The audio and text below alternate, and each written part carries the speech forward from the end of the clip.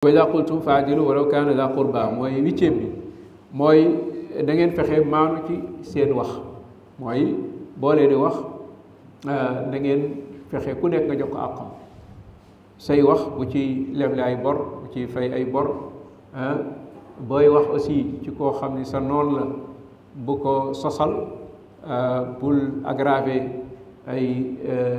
défaut ak yu mel noonu noonu tamit booy wax sa soppe bul gonfler ay méritam wala ay qualitéem kon loo tax borom bi wax ni subhanahu wa taala wala yajrimannakum shana'anu qawmin ala an la ta'dilu i'dilu huwa aqrab lit taqwa bañ ay nit bu mu leen yóbbu ba ngeen bañ a maanu maanaam jox leen seen àq kon na ngeen maanu ndax loolu mooy li gën a jege mooy gën a jege ragal yàlla kon nag booy wax aussi noonu la booy juger ay doomu aadama di wax ci nit na nga fexe nga équilibré jox ko àqam booy wax ci mbooloo noonu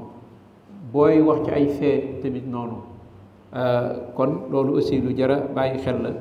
nit ki nekk koo xam ni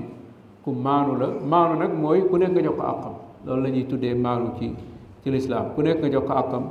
bañ koo xañ àqam donte dala jege sa jegewaale la